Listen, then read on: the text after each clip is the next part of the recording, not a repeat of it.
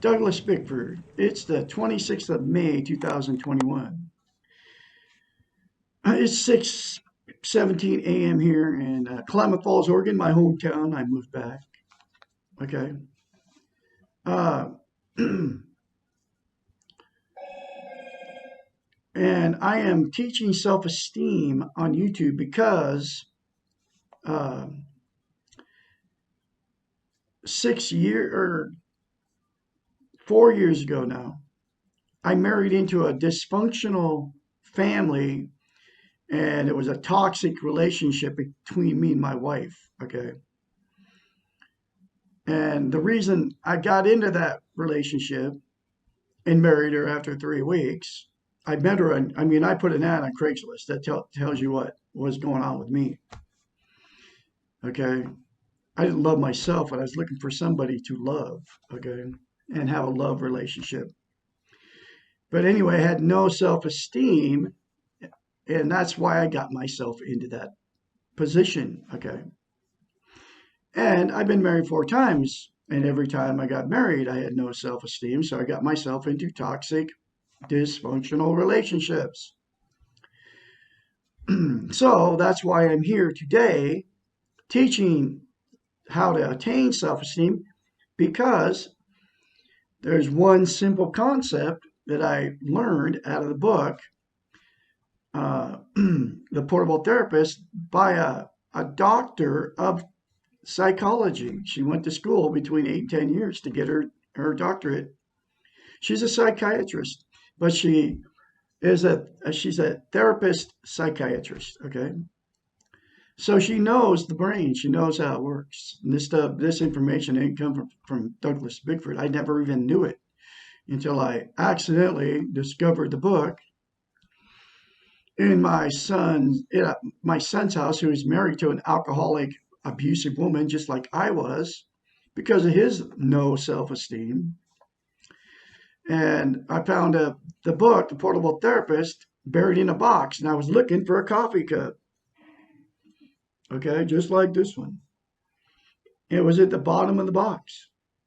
No coincidence, folks. I believe God, who I call the Great Spirit, I believe I went to his house just so I could find that book because I found the book, I paid them rent, and within a few days, his wife kicked me out because she didn't want me around my son. Okay, because I quit drinking. I don't drink anymore because I knew I had quit drinking 2 weeks prior to 2 months prior to me splitting up with my wife. Okay, in Old Town, Idaho. But because of all that, anyway, the concept is okay. I get off on, I start thinking about stuff and I get off the subject. Sorry about that. But the one simple concept, which nobody teaches, I'm the only one teaching this concept, and how quickly it works to attain self esteem, self love, is look yourself in the mirror and say, I love you. And say it every day for the rest of your life. It will straighten out your life. If you drink, you won't drink anymore. If you're doing drugs, you won't do drugs anymore. If you're in a dysfunctional family, you'll leave the dysfunction. If you're married to an abusive guy or woman, you won't be in it. As soon as you start telling yourself you love, telling, saying to yourself in the mirror, I love you. Okay. You won't have to be there anymore if you keep saying it over and over again.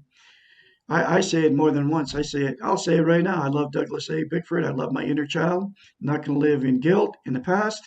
I'm not going to live in anxiety in the future. I'm going to live right now the way it is in the present because that's all I have. Okay. I accept and I won't deny my and acknowledge and will not deny any pain I have caused in my 65 years from this point forward.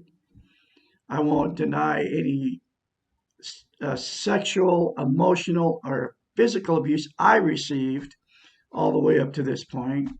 I won't deny it. I won't mask it with pain. I won't mask the pain. Drugs, alcohol, sex, TV, religion, material possessions, new cars, new boats, you name it. I won't. I won't mask any of the pain I've received my whole life, and there's been a lot of it. Just like you out there.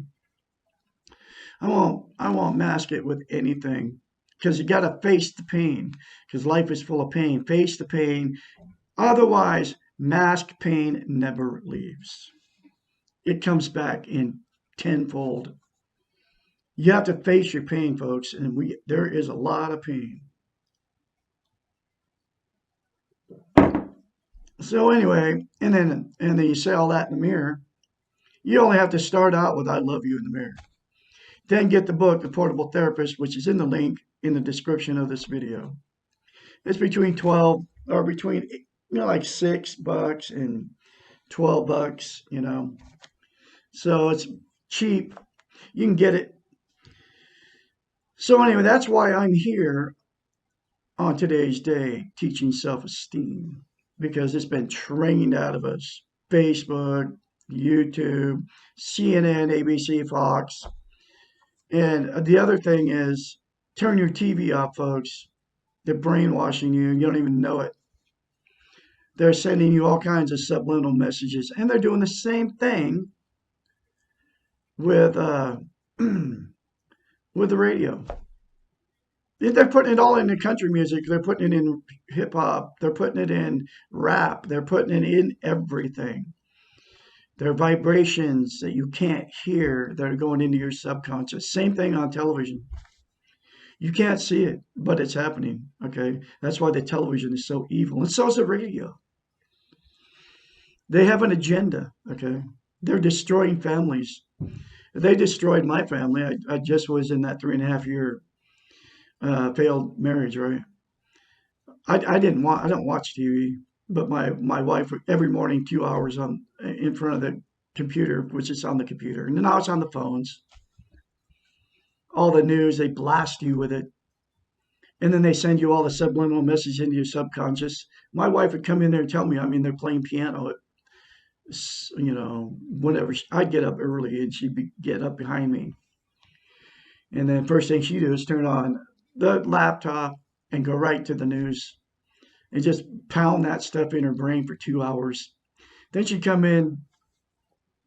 Then she'd come in and start telling me what we need every day. I had a 4-bedroom, 2-bath house, 2,300 square foot house, 2 living rooms, 1,000 square foot greenhouse, 3,000 square foot barn, 1,200 square foot shop, 5 acres. I had everything you could even imagine, but she'd always come in there as soon as she got off the internet, looking at all the news, looking at all the rich people and all their fancy cars and beautiful houses, and tell me, we need more stuff. I had a 4-bedroom house full of everything. Every closet was stuffed full. 5 refrigerator freezers, okay, stuffed full of food. 2 rooms stuffed full of food. I mean, 2 bedrooms, big bedrooms stuffed full of food. Everything. I had enough food to last probably 4 years. Canned goods, dry goods, you name it. I had 25-pound bags of salt. All of it. It was never enough. And that's what they've taught us to do through our training with the TV. That's why people hoard. That's why people have 100 pair of shoes in their closets. Okay. Anyway, this is chapter 52 from The Portable Therapist. I highly recommend you get the book, read it for yourself. It will change you from the inside out. You won't have that need to buy stuff anymore, okay? To make yourself happy. Why am I so critical? Judgmental. Criticism of others reflects our own level of insecurity. It is impossible to accept others and their weaknesses and mistakes if we cannot accept ourselves. The more unsure we are about ourselves, the more we look at the faults of others. You know what I'm talking about. I used to do it. I don't do it anymore. This is one way of excusing our own faults. We justify ourselves by criticizing others. It is as if we are saying, I'm not so bad, just look at him, he's worse, or her. The Western model seems to need comparison with others and judgment of everything and everyone as a part of our competitive edge that we have been taught to acquire as a means to success. We have learned to measure our success by comparing what we have relative to what others have or do. Often we criticize others to help us feel more secure about ourselves. It is easier to judge others as imperfect and focus on their weaknesses than it is to take a hard look at our own behaviors. Besides, everyone else is doing this, and criticism of others seems to be an ordinary and often interesting part of human communication. Let me tell you what he did. Ensures an interested audience, or she did. And isn't all gossip dependent on some degree of criticism or judgment? Question mark. One problem with judging others is that while it may tend to make us feel better to focus on others' faults rather than our own, and it may seem to lessen our own insecurities, it is a very short-lived remedy. All too soon we become aware if we are saying all that negative stuff about someone, what are others saying about us? As soon as we recognize that we are not immune from being judged and criticized, our insecurities increase, our defenses go up, and we become even more critical and judgmental. And the negative cycle becomes more vicious. And we become more insecure, and the weak ego is in full control. Judging other people, saying bad things about them, putting people down, gossiping, comparing, being negative all contribute to the state of discouragement. No one wants to remain for a long time around discouraging people. Also, putting ourselves down, comparing and finding ourselves to be less than everyone else, putting others on pedestals so that we look bad, all are aspects of judging. But this time we are on the lower end of criticisms, and we are vocalizing our own lack of security. We become discouraging to people, to ourselves. We become discouraging to ourselves. And discouragement, either of others or self, is one of the most destructive behaviors to the human spirit. We cannot begin to do our best when we are in a discouraged state. Judgment and criticism are closely related to expectations. Generally, we criticize when we expect something to occur and it does not. It is typical to want people to do things for us or to take care of us or to be as we perceive them. And when they fall short or do not measure up to our expectations, then we feel the criticism is warranted. After all, they did not do what they were supposed to do. Think about this process for a moment. Whose eyes are doing the judging? Who is setting the standards? Who is assuming that they have the right perceptions? Judging others implies comparing them to something, and who has the right to know what the ultimate something is? When we criticize or judge others, are we not perceiving the world through self-centered eyes? Are we not implicitly imposing our standards or beliefs or failures on others? All judgment and criticism of ourselves or others implies a need for perfection. Once we give this up, once we accept that no one can be perfect, then we no longer need to engage in the destructive and discouraging practice of judging others. We can accept and let others be. We can become encouragers. Now, you can all get out of the judging mode by doing the one simple step I said in the beginning of this video. Look yourself in the mirror, say I love you, and say it every day for the rest of your life. Then you can become an encourager. Then the other thing is get the book, The Portable Therapist, which is in the link, which I believe I already told you, in the description of this video. Get it, and you'll become a new person. I'm not the same person I was 6 months ago, almost 7 months ago now. I've been free. I've gained self-esteem because of that one simple concept. You can go watch all the gurus on YouTube all day long, all the good-looking women. You can go in there and criticize and judge and make comments about narcissists, codependents, and sociopaths, psychopaths. You can go in there and just keep slamming those people in comments because the good-looking woman that's telling you all this stuff, oh man, she's all perfect and everything.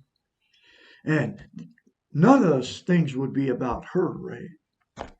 She's too busy judging the person, the woman that's telling you all this stuff, how terrible narcissists are. I mean, that's a huge one on YouTube. And it's always Lisa Romano, Terry Cole, Dr. Ramani, supposedly a doctor, right? All these experts all talking about, oh, how do you deal with a narcissist? Okay. And it just gets them, they make more money, and then all you out there go, oh, yeah, look at her. She knows the truth. But you don't have to, you do the one simple thing of saying I love you in the mirror. And you'll turn your television off. You'll never watch it again. You won't watch because you'll find out the truth of what they're doing to us with the TV. It's very, very evil. But now they're doing it on YouTube. All those good-looking women talking to you, they're throwing subliminal messages in there for you. So you buy all their coffee cups, mugs, t-shirts, whatever else they're selling, right? So you just keep giving them money and they keep getting richer and feeding their weak ego. They are the narcissists they are trying to supposedly help you fight against, right? But I'm telling you, man, it's all real. You can get a hold of Douglas Bickford at douglasbickford753 at gmail.com if you want to get a hold of me. I'll have another chapter for you. You all have a great day.